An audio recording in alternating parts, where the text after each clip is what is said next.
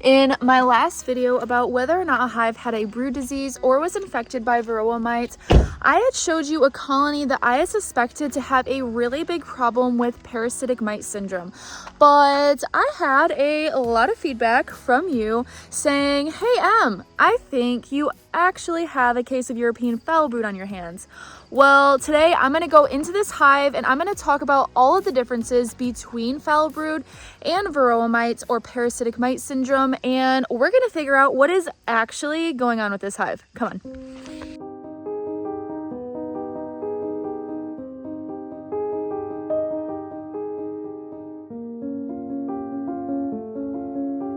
So first and foremost, I just want to say thank you to everybody who did reach out and was like, hey Em, I think you're wrong, because this is the only way that we are all going to learn and grow together in beekeeping and figure out what a colony looks like when it has a brood disease or parasitic mite syndrome or all of the other info that is really important to know in beekeeping.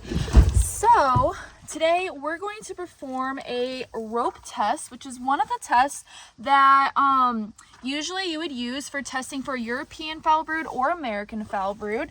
And we're also going to use, do a mite wash today to see where the mite load is at in that colony. And also see where that colony is at now, because last week I got some of that Hive Alive that I was telling you guys about. I have a link in the description if you want to get a discount on it, 10% off. Go in the description, all the info's there. But I put some of that in there to see if that would help kind of boost them a little bit. I mixed it in with some sugar water, a 2-to-1 sugar water ratio, since it is that time of year that we need to start putting some weight on our colonies, and that colony is a teensy a little bit light. So we're also going to see if that made any difference at all. So first, let's talk about what European foul brood even is. So it's a brood disease of the actual larva in the colony that is caused by a bacteria. And what happens is that bacteria, it goes into the gut of the larva and it begins feeding on all of the food that's in that larva's gut.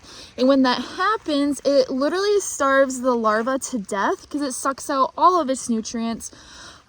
This is why you'll sometimes see the trachea tubes in the larva when they are infected with European foul brood, because it sucks all those nutrients out and kind of makes them look like a translucent color so that you can then see through the larva and see those tracheal tubes.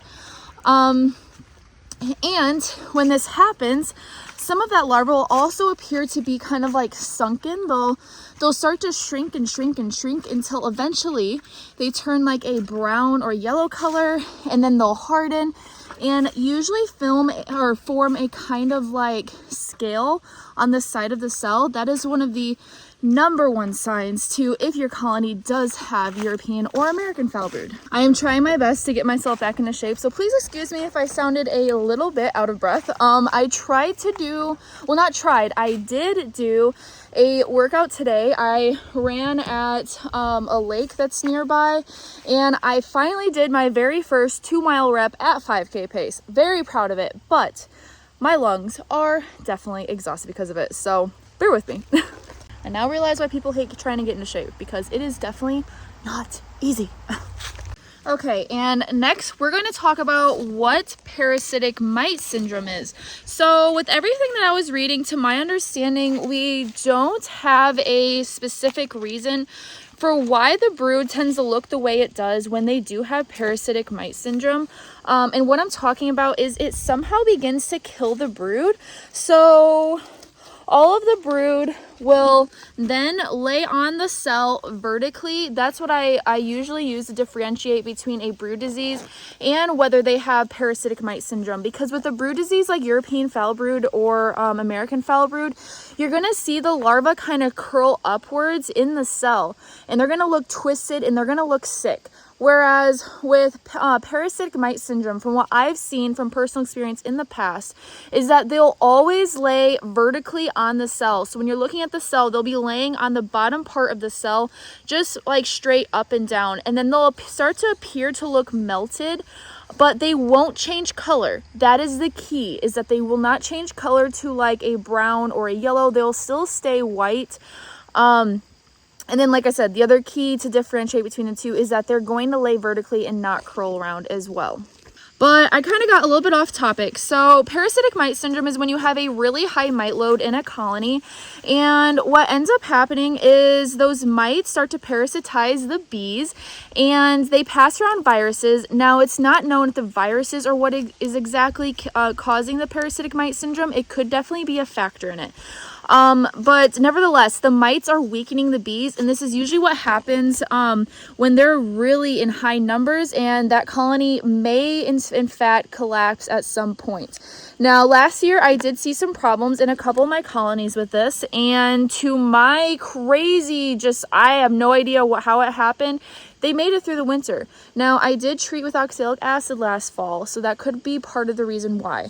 This year, we're doing completely only survivor stock, especially since we reset our genetics a little bit when we brought in those pollination hives.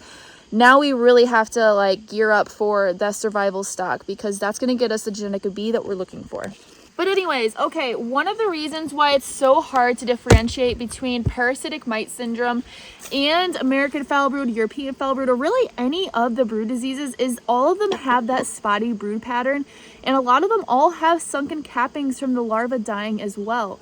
Now, the key that I was reading for the difference between the two would be if it was one of the foul broods, then that's going to usually have a disease of the larva if it's European foul brood, or a disease of the closed larva once it's capped for American foul brood. Now, with parasitic mite syndrome, the larva can die at any stage. It's not one specific stage. They're all going to die just based off of whatever is going on in the cell with the varroa mites and whatnot. And a lot of times you'll also see a lot of mites in the actual brood cells. So we're going to look at that today too. All right, so we have a medium population size, I'd say. Nothing terrible, but still not what we'd quite want to see for this time of year, especially since we've been having goldenrod. And one of the first things I'm kind of seeing out of my senses is whether or not I smell a foul smell.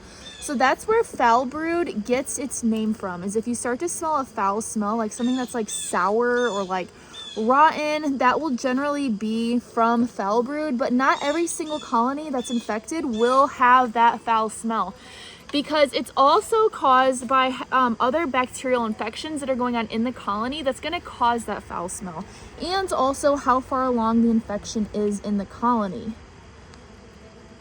Woo, that propolis is getting thick this time of year. All right, so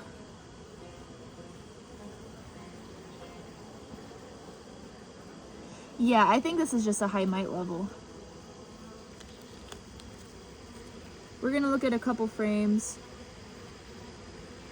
see what we see. All right, so hopefully they don't start getting cranky with me.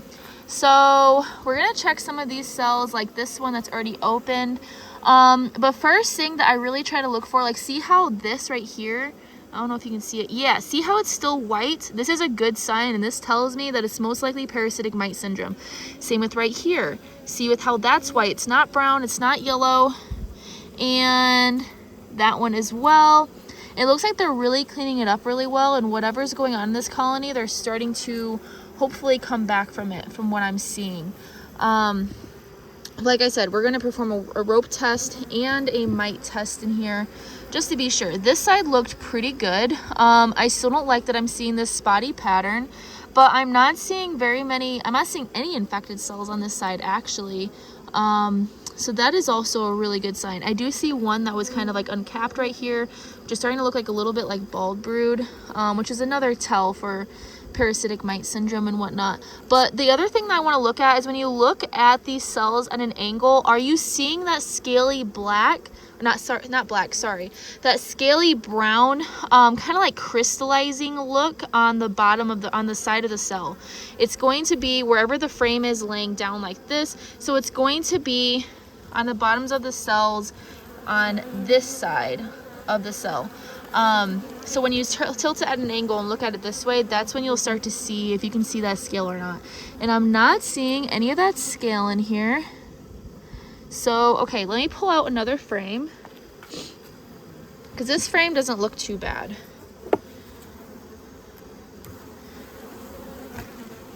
Oh, calm down. Yeah, they aren't happy. Okay. Yeah, they're cleaning it up really nicely. I'm noticing that. But the queen is still not laying how I'd prefer her to lay. There's also not a whole lot of food in here too, though. So that also can make a difference. If they don't have enough food, they're not going to be able to lay a lot of eggs, 'cause they're not going to have enough food to feed all of the brood.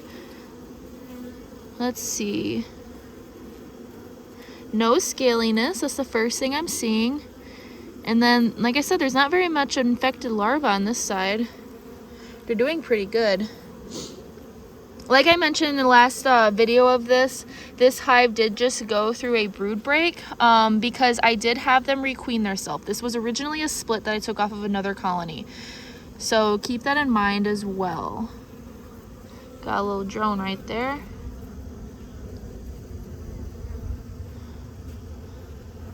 Man, we might only have that one frame to be able to truly test to see if we can see a rope coming out of the cell, because that's the only one I saw that had an infected cell. So in the last video I showed you a frame that also had a little bit of sac brood on it, and that is another thing that I've noticed to be a trend with high mite loads, is that when I see sac brood, that generally means they also have a high mite load. Like, look at that right there. Look at that bald brood. See how you see its eyes? That's another sign of varroa mites. And what's this? Is that a dead bee in there? You see that? Is that a dead live bee? Hold on, let me get a little stick.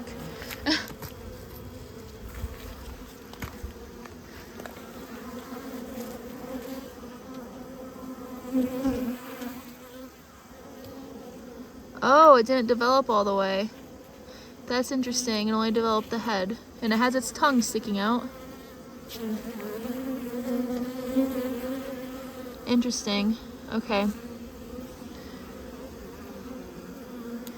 Yeah, they did a really good job of cleaning up these cells. I'm not seeing very much infection now, which is a good thing. It's telling me that they have hygienic behavior, which is exactly what we're looking for. But again, the queen's not laying very much, which tells me that the health of this colony is not very good. Means that the environment is not suitable for her to be laying very well. Especially because this genetic of bee usually has a really good history of laying well. So we got some more bald brood right there.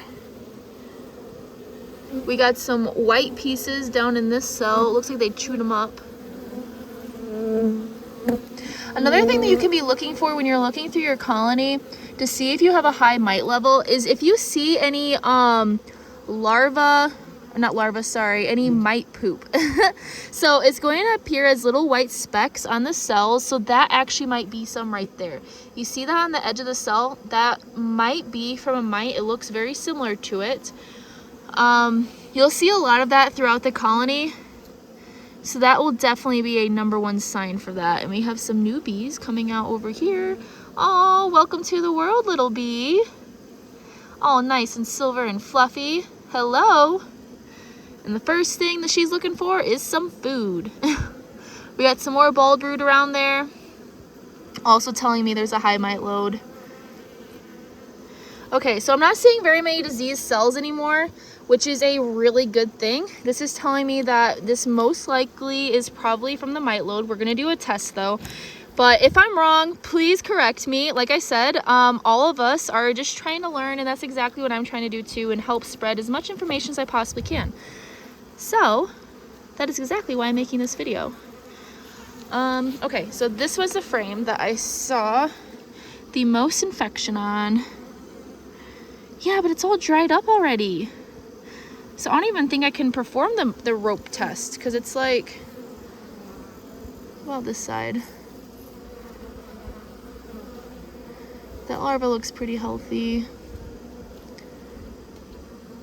Yeah, she just has a stupid brood pattern right now. Alright, well, we're just going to pick a cell. So when you're doing the rope test, you're going to want to pick a cell that shows infected brood that is dying. because they're going to be the ones that have the infection. And what's going to happen is when you stick it down in the cell and you pull it out, if it comes out in one piece, like see how this one's coming out in one piece like this, then that means it's not American foul brood or anything like that. But if you were to pull it out and it came out and it came out, say like an inch long string coming right out on your stick, that would tell you it's American foul brood. Now correct me if I'm wrong. If it was European foul brood though, it'll still come out in a rope like that, but it'll only be able to come out around like a 1.5 centimeters. It won't come out nearly as far as American foul brood will. And let's see what's going on with this one. This one's still alive. I'm sorry. I want to see if there's any mites on you. I don't see any mites in that cell. Interesting, okay. And then we have another piece of infected brood right here. I also do not smell any foul smells in here. Yep, and that's coming out as one piece too. And I got a little bit of its cocoon as well. Yeah, the bees are like, what are you doing? They are not happy that I'm like taking out brood right now. They're all trying to eat it up. So, okay, I think what we're seeing right now is that this colony has a problem with mites. So let's do a mite test now. All right, so what I want to find is a frame that has open larvae on it, which this frame will be perfect because I have some brand new bees that came out. The reason why you want to check for frames that have open larvae is because that's where the mites are going to try to be. They're going to try to be on bees that are feeding the larvae because that's where they can hop in the cells and then keep reproducing. And then also it's nice that we have some bees coming out of cells here because we're also going to be able to see if there's any mites on the bees. So we'll use this frame and see if I can get more bees on that side. I have my Dawn dish soap mixed with water. That's my favorite way to test for mites. And I have my little alcohol wash checker thing. And I'm just going to pour some of this in here.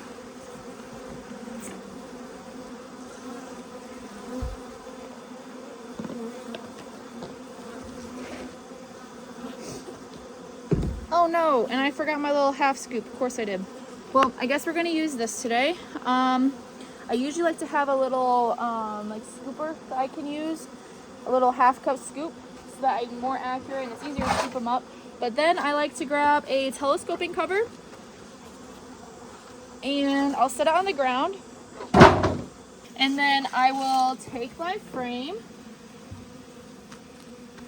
and I will do this. Any ones that fly away, it's okay, because those are the ones that you don't want.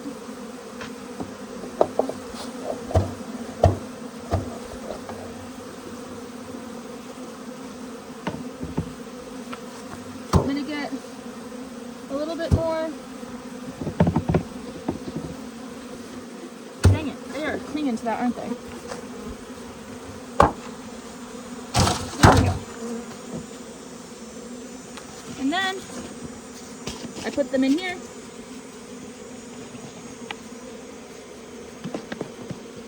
And shake, shake, shake, shake, shake, shake, shake. Then let it sit for a little bit.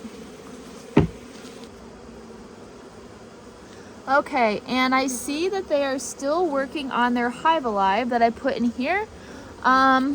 I really like to use these 2-gallon feeders. They make my life so much easier, especially when the hive is not able to really kind of populate and utilize a whole entire 10 frame deep. So this condenses it down into an 8 frame for you. So the whole entire 8 frame versus 10 frame debate, now you can get 10 frame equipment and just get 2-gallon frame feeders, and there you go. Now you have an 8 frame colony, because I also have one of those down there. And then once I start feeding, it's super easy. Just put them in there for the springtime, for the fall time. Makes everything a million times easier, especially in a beekeeper's world, because we all know we need any help that we can possibly get. So I usually like to wait a couple minutes before I check this. Because it takes a minute for all of the mites detach from the bees, and I like to swirl it around and shake it and whatnot. so that they end up coming off. I usually leave this in here until I end up performing the next mite wash. So I'll keep checking it over and over again just to make sure no more come off. But right now we are at 1, 2, 3, 4, 5, 6, 7, 8. Yep, that's a high mite load for sure. 1, 2, 3, 4, 5, 6, 7, 8, 9. Nope, there's 9 now. And I got them all floating to the side, kind of. 1, 2, 3, 4, 5, 6, 7, 8, 9. Oh, now we have 10. Yep, so we're already, oh, nope, 11. So we're already over our 3% threshold. So I guarantee what we were seeing there was because of a high mite load, guys. That's why we were seeing the sick brood. And that's why this colony is not performing very well, and we're seeing a spotty brood pattern, because that varroa mite level is way too high. So if you're looking at your colony and you're seeing your frames looked like this, and you can't tell whether they have parasitic mite syndrome caused by varroa mites or if they have one of the foul brood diseases, some of the questions you can ask yourself is, 1, is it yellow or brown? If yes, you probably have American foul brood or European foul brood. Is it white? Then you most likely have parasitic mite syndrome. What does the larva look like? Is it curled up like you see in foul brood, or is it laying down flat on the cell like you see with parasitic mite syndrome? Can you see any of the tracheal tubes in the bees? Because the bees, in the larva, because the larva will start to turn like a translucent color, and you'll start to see those tracheal tubes if you do have one of the foul broods. And what do the cell walls look like? Because if you're seeing that scaly brown, I'll put up a picture of it, kind of color on the edge of the cell, then most likely you also have one of the foul broods. And you also want to perform what I just did here today, a rope test to see if it ropes out instead of coming out all as one piece. And 2, a mite wash to see what your mite level is at and if maybe that's causing it. And with answering those questions, hopefully that can help both you and I figure out and diagnose any colony that we come across. But I know there are going to be exceptions to that because, as I always say, we're not bees and we're never going to be a bee. So yeah. So I just want to say again, thank you to everybody who did reach out about my last video. Thank you for always bringing up these kind of questions, because it causes me to then look into it a little bit more and bring more information to you guys so that hopefully we can all learn together and learn through any of the mistakes that I make. So I'm happy to see it doesn't have a foul brood disease, because I was a little nervous there for a second. I was like, well, if they do, that means I am probably going to have to burn the colony so it doesn't infect the other colonies. At least that's what they usually say you're supposed to do. But thankfully, it is not one of the foul broods. It is definitely because of mites. Like I've said before, we are doing all entirely survival stock this year. And oh wait, hold on a second. What is going on?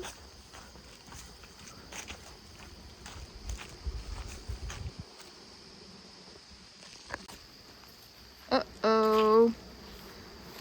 I hope they're not trying to swarm on me. I'm about to dig into them to see what's going on. Oh boy. Well, make sure you check out my next video to see what's going on with that, because I'm about to go into that right now. But anyways, okay, so I did mention that I am teaching a class at Napoleon Bee Supply on September 30th. It's going to be about moisture, starvation, and varroa mites, the 3 biggest killers of your colonies during the winter time, so that hopefully I can help prepare all of us a little bit better for the winter time, so that hopefully our bees make it through the winter and we can be beekeepers and not bee havers. That is the main goal and the only goal that all of us beekeepers seem to have, is just to make our bees make it through the winter. But if you can't make it to that on September 30th, which by the way, make sure you reserve your spot, because they're going very, very, very quick. So go to Napoleon Bee Supply's Facebook page, shoot them a message, say, hey, I'm interested in coming, please reserve my spot. But if you can't make it to that, I am going to be teaching my very first virtual class. I finally have all of it together on the website. So go to befitbeekeeping.com to reserve your ticket in order to go to it. It'll be on October 3rd at 7 p.m. And I'm super, super excited about it, because I'm going to be able to meet so many of you and we're going to have a lot of fun. Registration will close on October 2nd at noon, so make sure you go and do that as soon as you possibly can. But okay, I need to see what's going on with that hive because it does not look good. So I'll see you guys in the next one, and don't quit and be fit.